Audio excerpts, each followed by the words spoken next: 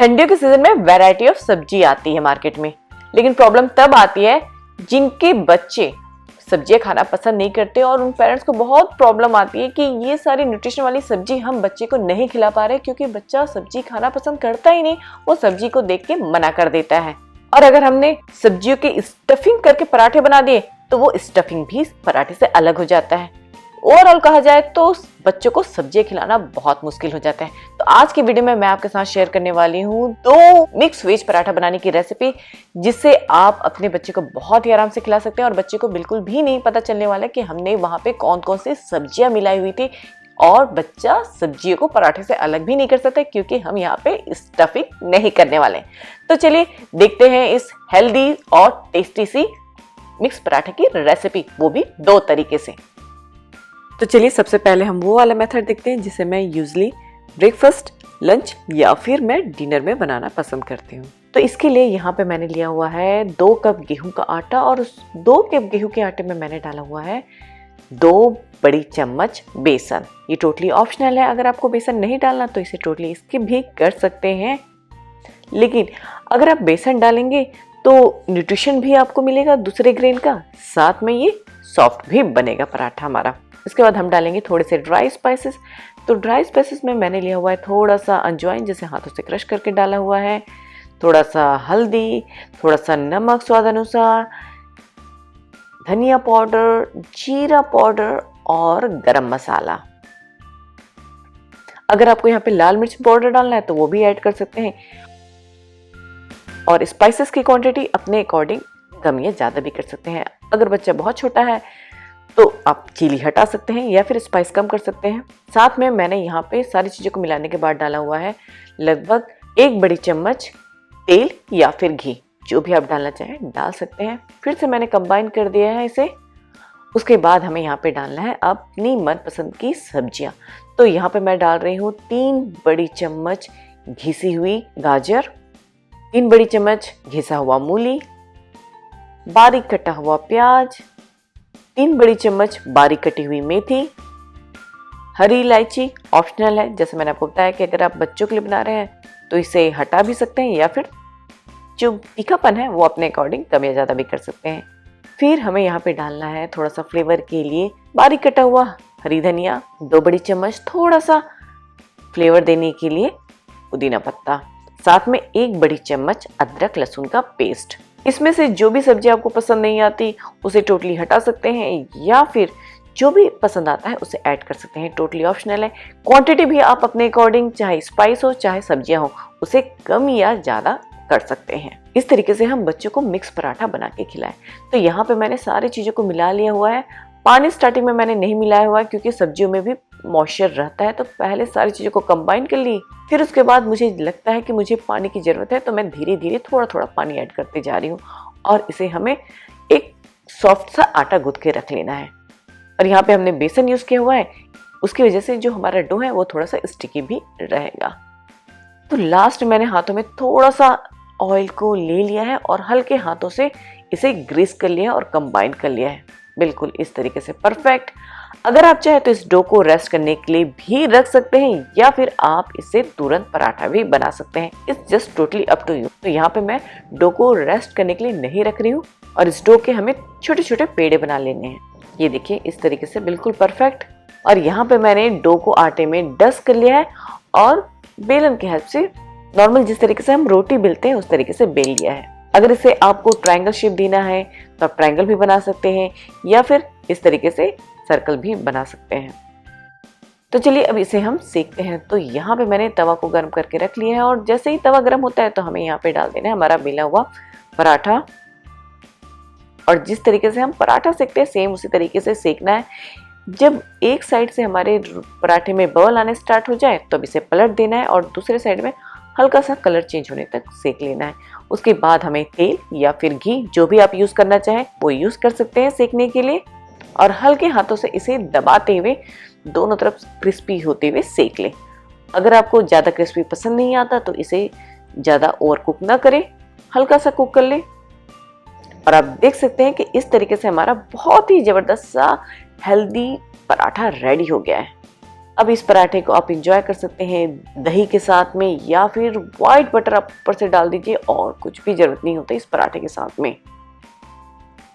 और एक बहुत अच्छा ऑप्शन हो जाता है आपके ब्रेकफास्ट के लिए, लंच के लिए या फिर डिनर के लिए। जैसे कि मैंने आपको बताया, अगर आपको इसे बच्चे के लंच बॉक्स में भी डालना है तो आप लंच बॉक्स में भी इसे आराम से पैक कर सकते हैं। तो चलिए मैं आपको एक और मेथड बताती हूँ कि किस तरीके से हम मिक्स वेज पराठा बना सकते हैं। मुझे ये वाला मेथड स्कूल लंच बॉक्स के लिए बिल्कुल परफेक्ट लगता है। तो इसके लिए हमें सब्जी क्या क्या लेनी है वो भी देख लेते हैं। तो यहाँ पे मैंने लिया हुआ है थोड़े से गाजर, फूल गोभी, ग्रीन बीन्स, थोड़ा सा हरा मटर, अगर आपके पास ताज़ा मटर है तो वो भी यूज़ कर सकते हैं, या फिर फ्रोज़न कुछ भी यूज़ कर सकते हैं, और एक मीडियम साइज़ का आलू। यहाँ पे भी सब्जियों की क्वांटिटी आप अपने अकॉर्डिंग कम या ज़्यादा कर सकते हैं, और जो सब्जी पसंद नहीं है उसे टोटली स्किप भी कर सकते हैं, या फिर जो सब्जी आपको ऐड करना है वो भी ऐड कर सकते हैं, जैसे कि बीट रूट या फिर ब्रोकली या फिर कोई ऐसा वेजिटेबल जिसे आपका बच्चा पसंद नहीं करता, क्योंकि यहाँ पे बच्चे को नहीं पता चलने वाला कि हमने कौन कौन सी वेजिटेबल ऐड की है। तो इन सब्जियों को हमें मीडियम साइज में चॉप कर लेना है और इसे हम स्टीम करने के लिए रख देते हैं। अगर आपको सब्जियों को बॉईल करना है तो आप बॉईल भी कर सकते हैं, लेकिन स्टीम एक हेल्दी ऑप्शन हो जाता है, इसलिए मैं सब्जियों को स्टीम करना पसंद करती हूँ। तो आप देख सकते हैं कि सब्जियां भी स्टीम हो गई हैं। तब इसे हमें पोटैटो मैशर के हेल्प से अच्छे से मैश कर देना है ताकि इसके कोई भी चंक्स न रहे। इसके बाद हमें यहाँ पे डाल देना है थोड़ा सा बारीक कटा हुआ हरा धनिया, थोड़ा सा बारीक कटा हुआ हरी मिर्च। मिर्च की क्वांटिटी आप अपने अकॉर्डिंग कम या ज़्यादा कर सकते हैं। थोड़ी सी बारीक कटी हुई पुदीने का पत्ता, एक बड़ी चम्मच अदरक लहसुन का पेस्ट, और ये था मेरे पास थोड़ा सा बचा हुआ हरी मेथी की पत्तियां, तो उसे भी मैंने डाल दिया है। अब इस तरीके से हमारा सब्जियों का मिक्सचर बन के रेडी हो गया है, और इस तरीके से हमारे पराठे का भी आधा प्रिपरेशन कंप्लीट हो गया। अब आप ये सोच रहे होंगे कि मैंने कहा था आप सबसे कि ये स्कूल लंच बॉक्स के लिए मुझे बिल्कुल परफेक्ट लगता है, लेकिन आपको लग रहा होगा ये लेंदी कंपेयर टू फर्स्ट वन, क्योंकि यहाँ पे हमने सब्जियों की चॉपिंग की, स्टीम किया, ठंडा होने के बाद में मैश किया, हो गया ना थोड़ा सा लेंदी। लेकिन मैं आपको एक टिप दे देती हूँ, ये सारी जो प्रिपरेशन मैं करती हूँ वो है ओवरनाइट प्रिपरेशन, जिससे नेक्स्ट मॉर्निंग जब रश आता है मुझे तो मैं फटाफट इसे रेफ्रिजरेटर से निकाल देती हूँ इस मिक्सचर को, और हम पराठा बना लेते हैं। तो होगी नहीं ये क्विक प्रिपरेशन। तो चलिए अब हम डो बनाने की भी तैयारी करते हैं। तो यहाँ पे मैंने मिक्सिंग बोल में ले लिया है लगभग 2 कप गेहूं का आटा, और अब इसे हम फ्लेवर देंगे थोड़े से ड्राई स्पाइसेस के साथ में। तो सबसे पहले मैंने यहाँ पे डाला है सॉल्ट टू टेस्ट, थोड़ा सा अजवाइन जिसे मैंने हाथों से क्रश करके डाला हुआ है जिससे अच्छी से खुशबू आ जाए, थोड़ी सी लाल मिर्च, ये टोटली ऑप्शनल है, अगर आपको मिर्ची नहीं डालना तो उसे स्किप भी कर सकते हैं अगर बच्चों के लिए बना रहे हैं तो। थोड़ा सा धनिया पाउडर, हल्दी पाउडर, आमचूर पाउडर, और 2-3 चुटकी भर हींग। साथ में मैंने यहाँ पे डाला है थोड़ा सा गरम मसाला।